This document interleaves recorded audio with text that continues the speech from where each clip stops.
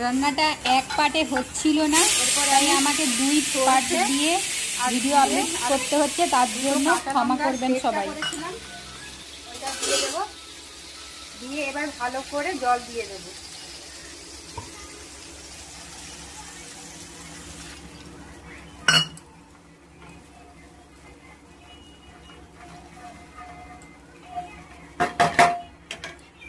লাল লাল করে দেখুন মাছগুলো ভেজে রেখেছি, আর পটল আলুটাও খুব সুন্দর করে লাল লাল করে ভেজে রেখেছি। দেখতে অসাধারণ লাগে। আপনাদের কেমন লাগলো বানিয়ে আমাকে বলবেন কমেন্টে, আর লাইক করে দেবেন।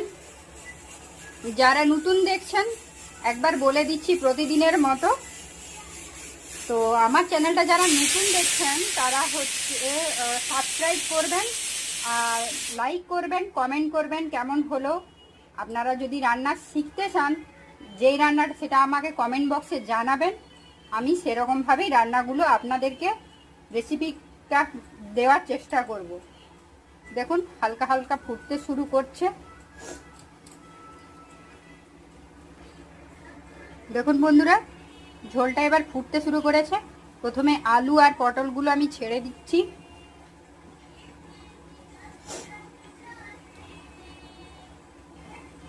তারপরে এর মধ্যে ভেজে রাখা মাছগুলো এর মধ্যে ছেড়ে দিচ্ছি।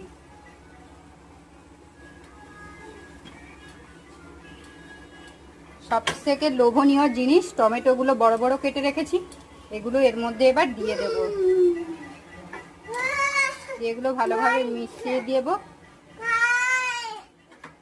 তারপর আমি এটা হতে দেব 1 থেকে 2 মিনিট। দেখুন বন্ধুরা কত সুন্দরভাবে ঝোলটা ফুটছে। আমার ঝোলটা আমি টেস্ট করে দেখলাম, এটা খুব সুন্দরভাবে হয়েছে।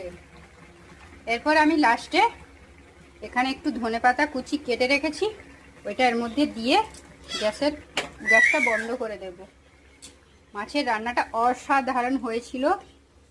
আমার রান্নাটা খুবই ভালো লেগেছিল খেতে। দেখবেন আপনাদের বাড়িতে সবার খেতে খুবই ভালো লাগবে, এইভাবে বানিয়ে খাবেন। আর খেয়ে আমাকে কমেন্টে জানাবেন কেমন হলো রান্নাটা, আর লাইক করে কমেন্ট করে আমাকে উৎসাহ করবেন। আর যারা আমার নতুন চ্যানেলটা দেখছো, আবারও বারবার করে বলছি, প্লিজ তারা আমাকে সাবস্ক্রাইব করে আমাকে লাইক কমেন্ট করে জানাও কেমন হলো রান্নাটা। আমি কিন্তু খেয়ে দেখেছিলাম, অসাধারণ হয়েছিল। এখনের মতো আসছি, আমি অনিতা, আবার ফিরে আসবো একটা নতুন রেসিপি।